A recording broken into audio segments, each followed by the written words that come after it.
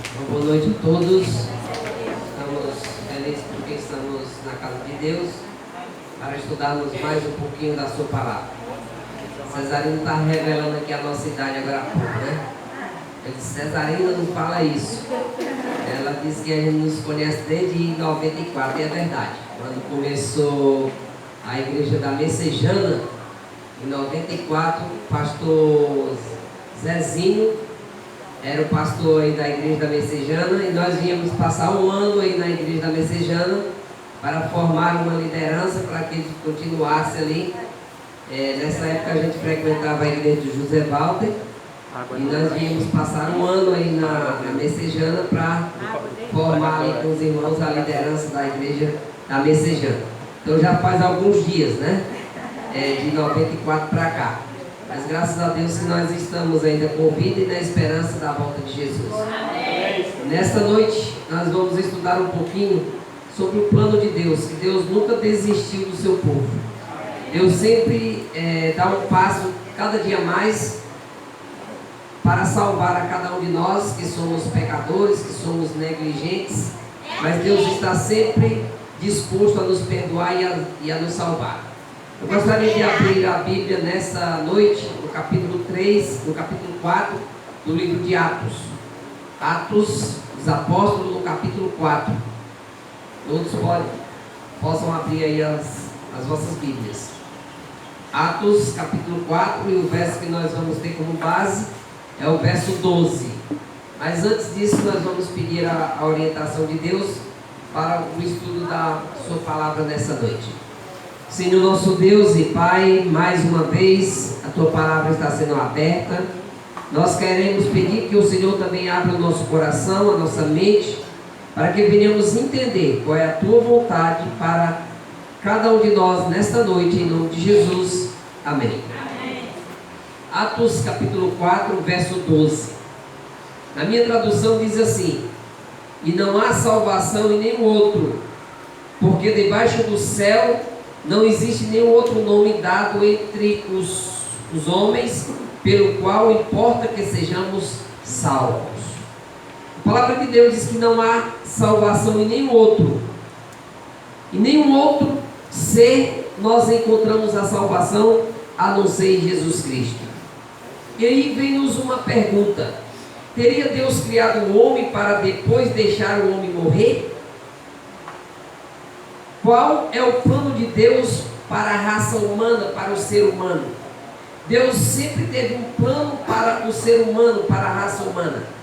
E a palavra de Deus diz que a Bíblia nos revela que Deus criou o homem perfeito, sem mancha, sem mácula, porque Deus é perfeito e suas obras são perfeitas. Todas as coisas que Deus criou, quando nós lemos a história do plano da criação, quando terminava o dia, ele dizia que era tudo muito bom. Todas as coisas que Deus fez, Ele criou perfeito. E Ele criou também o homem, criou o ser humano também perfeito. Ele não nos criou para que nós viéssemos a errar, viéssemos a pecar, viéssemos a desobedecer. Mas Deus também não nos criou como robôs. Ele nos deu o livre-arbítrio. Por isso que nós muitas vezes não entendemos por que Adão foi criado perfeito, vivia no mundo perfeito, e Adão veio e desobedeceu a Deus. É justamente porque Deus deu para Adão, como também deu para nós, o livre-arbítrio de escolher se queremos servir a Deus ou não. Deus não força, por isso que Ele diz: eis que estou à porta e bato. Deus não entra na nossa vida sem nós não consentirmos. Ele só entra na minha vida e na sua vida se nós permitirmos que Ele entre e que Ele faça morada. É por isso que Adão, ele veio a pecar, porque ele deixou de ouvir a voz de Deus para ouvir outra voz que não era a voz de Deus. E muitas vezes, queridos, isso também acontece conosco. Nós deixamos de ouvir a voz de Deus para ouvir a voz do inimigo de Deus. E diz que esse dom do livre-arbítrio, querido, não contradiz de maneira alguma o fato de que Adão era perfeito. Na verdade, somente Deus é perfeito no sentido absoluto. Somente Deus é perfeito no sentido absoluto. Quando nós abrimos a nossa Bíblia no livro de Deuteronômio, eu vou só citar, nós não vamos ler, porque a irmã disse que eu poderia ficar até às 10 horas, mas se a gente começar a ler muito, possa ser que não dê tempo, né? Então, e no livro de Deuteronômio, no capítulo 32, nos versos 3 e 4, ele diz que as suas obras são perfeitas. Tudo que Deus criou era perfeito, porque todos os seus caminhos eram retos, e são retos. Tudo que Deus fez, Ele fez perfeito. Tudo que Ele fez bom, né, para o ser humano. A perfeição em qualquer outra pessoa é coisa limitada, porque só Deus é perfeito em absoluto.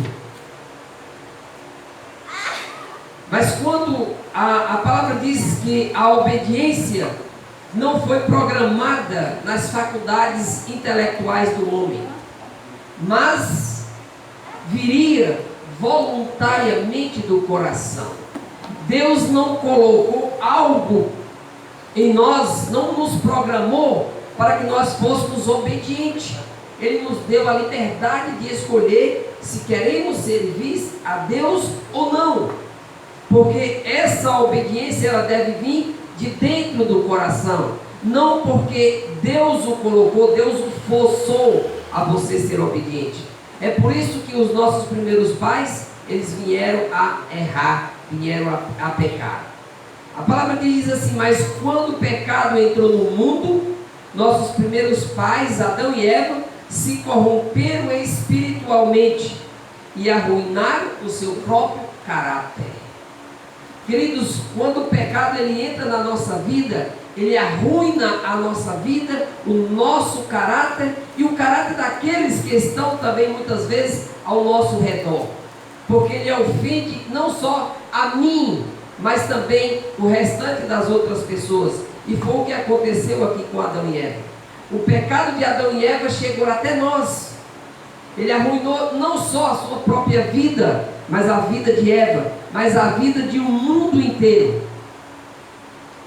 E diz que agora eles se tornaram inimigo de Deus, deixaram de lado os santos princípios do seu reino, deixaram de ouvir a voz de Deus para ouvir a voz do inimigo de Deus, e foram tão longe na degradação que não conseguiram mudar a sua condição pecaminosa por si mesmo.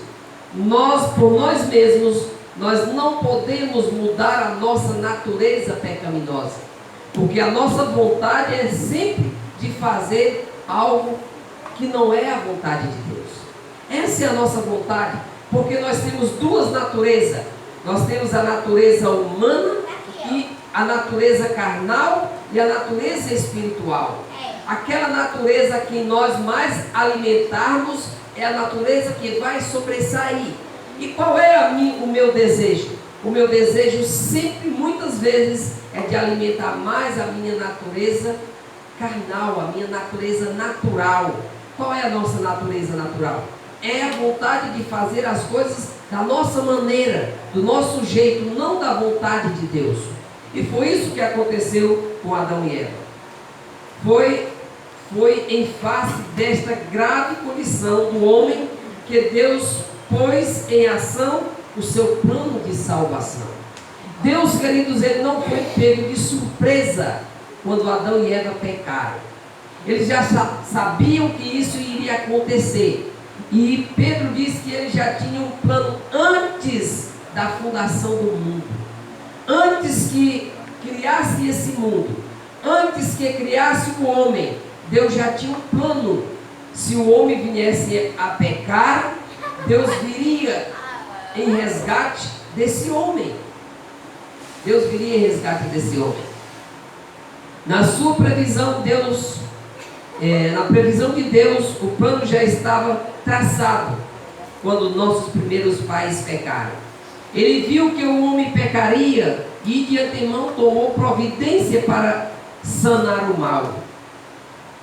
Pedro, falando do sacrifício de Cristo, afirmou: conhecido antes da fundação do mundo, porém manifesto no fim dos tempos por amor de vós. Deus revelou o seu plano depois que o homem caiu. Muitas vezes, queridos, nós só temos um outro plano quando o nosso primeiro plano não dá certo. Tem um esporte que eu gosto de assistir. E eu hoje cheguei cansado do trabalho, mas eu gosto desse esporte. E eu fui assistir a Fórmula 1.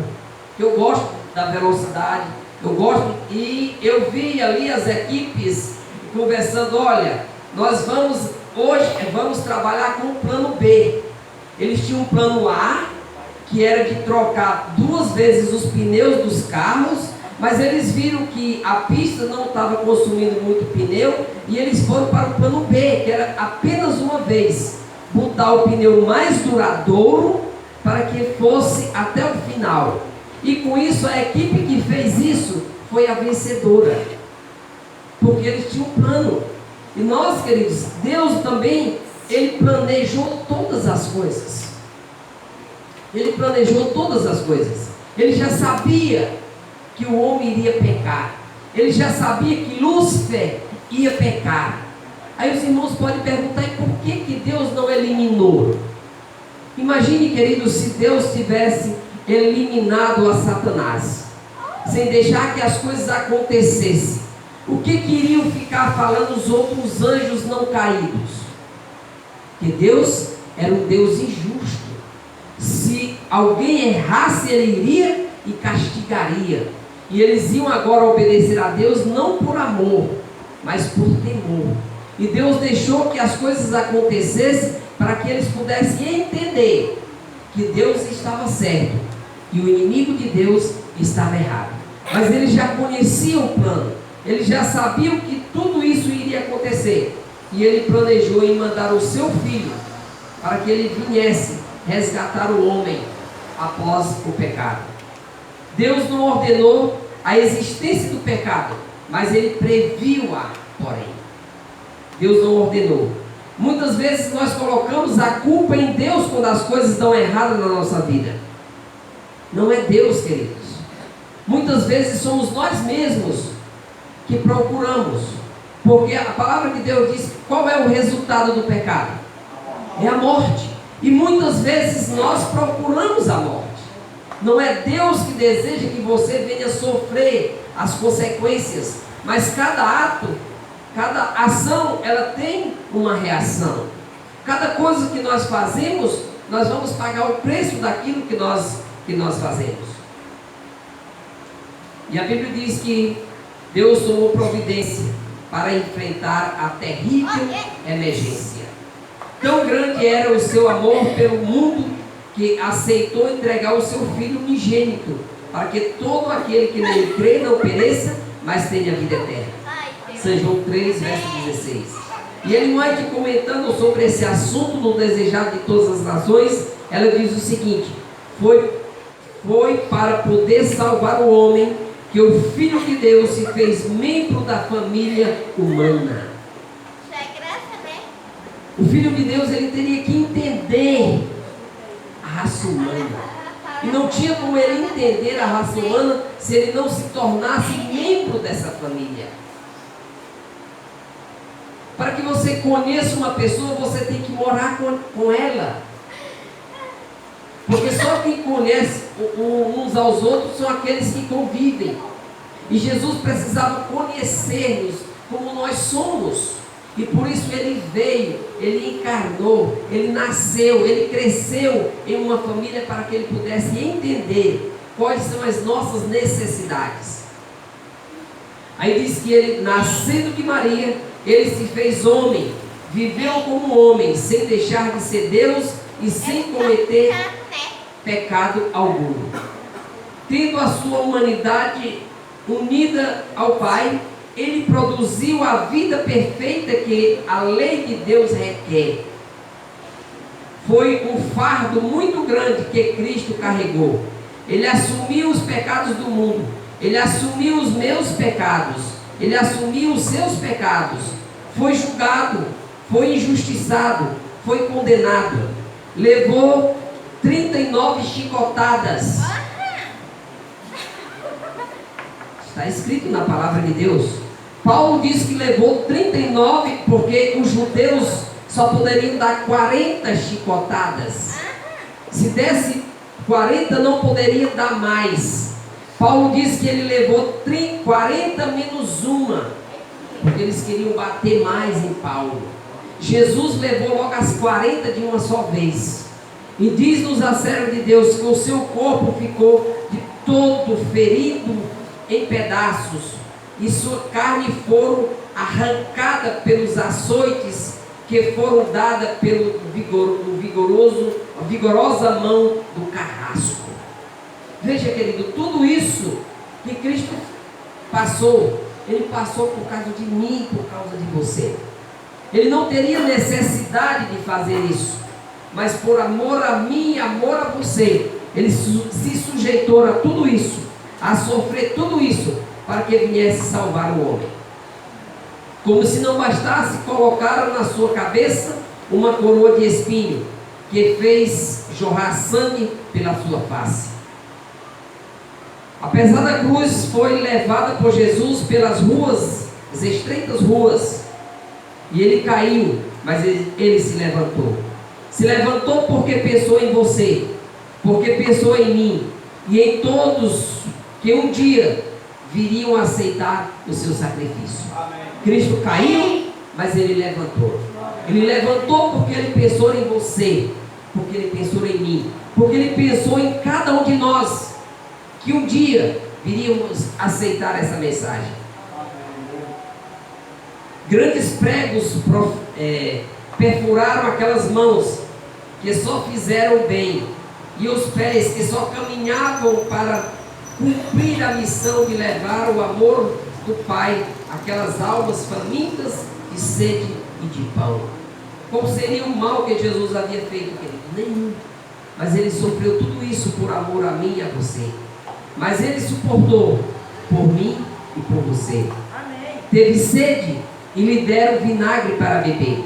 E ao aproximar-se da cruz, o Salvador bradou: está consumado. Está consumado. O que ele precisava fazer havia sido concluído. Estava cumprida a sua missão aqui nesse mundo. Os infinitos méritos de Jesus, mais do que cobriram a culpa do pecado desse mundo. Estava assim aberta a porta de salvação a quantos queiram ser salvos. Amém. Quando Cristo abriu os seus braços na cruz do Calvário, Ele abriu as portas da salvação a todos aqueles que aceitarem o seu sacrifício. O mistério da cruz explica todos os outros mistérios. A luz que emana do Calvário, os atributos de Deus que nos enche de temor e pavor, aparecem belos e atraentes. Misericórdia, ternura, amor paternal são vistos a confundir-se com a santidade e a justiça e o poder. No grande conflito, a serva de Deus, comentando também sobre esse assunto, ela diz o seguinte: Cristo foi tratado como nós merecíamos, para que pudéssemos receber o tratamento que Ele tinha direito. Veja, queridos, Cristo foi tratado como eu merecia, porque quem pecou, querido, foi eu, fomos nós. Mas Ele tomou o sacrifício, a morte da cruz, que seria para mim, e Ele morreu no meu lugar, para que eu pudesse receber, ter o direito que era dele. É por isso que a serva de Deus diz que quando Cristo olha, quando Deus olha para nós, Ele não nos vê com nossos pecados, mas Ele nos vê coberto pela justiça de Cristo. Amém. Ele não me vê como eu sou, mas Ele me vê justificado pela justiça de Cristo. Foi condenado pelos nossos pecados, nos quais não tinha participação, para que fôssemos justificados por sua justiça, na qual não tínhamos parte. Sofreu a morte que nos cabia, para que recebêssemos a vida que a Ele pertencia. Pelas suas pisaduras fomos sarados, disse o profeta Isaías. Como podemos nos apropriar de tão bem, como podemos nos apropriar do bem que Cristo nos comprou com tão alto preço? Só tem um caminho, querido. E ele responde crendo nele como nosso Salvador pessoal, recebendo no coração pela fé. Como nós podemos alcançar esse tão alto preço que Jesus pagou por nós? Quando nós aceitamos esse sacrifício. Por isso que a palavra de Deus diz que não há outro caminho pelo qual importa que sejamos salvos. Só tem esse caminho, é quando nós aceitamos o sacrifício de Cristo na cruz do Calvário. Quando nós aceitamos esse sacrifício, quando nós aceitamos Ele como nosso Salvador, aí sim, as portas da salvação estarão abertas para nós. Porque essa é a promessa: se confessarmos os nossos pecados, Ele é fiel e justo para nos perdoar os pecados e nos purificar de toda a injustiça. Mas para isso, queridos, nós precisamos confessar. Nós precisamos falar para Deus. Porque é o único que pode perdoar os meus pecados. Não necessito confessar os meus pecados para outro ser humano, porque ele não tem poder de perdoar. Mas para aquele que pode perdoar, porque aquele que pode perdoar, ele me conhece, sabe os meus defeitos, as minhas necessidades. E você tem que ir a Ele e contar para Ele os seus problemas, as suas dificuldades. Para concluirmos, queridos, a mensagem dessa noite, nos diz a palavra de Deus que o Salvador muda o nosso coração e nos faz cessar de pecar. Deus quer mudar, querido, nessa noite o seu coração. Deus quer mudar o meu coração. Mas para que Ele possa mudar, eu tenho que fazer o quê? Tenho que permitir. Se eu não permito, Ele não vai entrar. Ele vai bater na porta. Mas já o inimigo, querido, ele é diferente de Deus. Ele entra sem pedir licença. Mas Deus, Ele quer mudar. Ele quer fazer com que eu e você cessemos de pecar. Recebendo a Cristo na sua vida, você está tornando a Jesus o Senhor de sua existência. Recebendo a vida plena, a vida abundante, estará rompendo o muro da separação e estará em comunhão com Deus e será vitorioso sobre o pecado. Nessa noite, queridos, eu gostaria de convidar a você, convidar a cada um de nós que aqui estamos, que aceitemos esse convite de Cristo, porque Cristo, Ele está para voltar. Nós não sabemos o dia nem a hora, mas as coisas estão acontecendo tão rápido, os acontecimentos, as coisas desse mundo estão passando, e estamos passando também desapercebidos, porque nós estamos já tão acostumados com o mal, que nós não percebemos o mal que está ao nosso redor. Porque nós estudamos ontem na lição da escola sabatina. Nós estamos tão acostumados com as coisas ruins desse mundo, que cada dia mais elas estão acontecendo e nós não estamos nos apercebendo, porque nós estamos acostumados. Todo dia se vê acidente nas ruas, e hoje você passa, você olha e aquilo ali não lhe toca mais, porque já está comum na sua vida. E eu estava lembrando agora nesse instante o que aconteceu ali com os sacerdotes quando passavam ali no caminho de Jericó, que viu aquele homem caído no chão. Eles passaram e olharam, viram aquele homem no chão, mas não deram importância.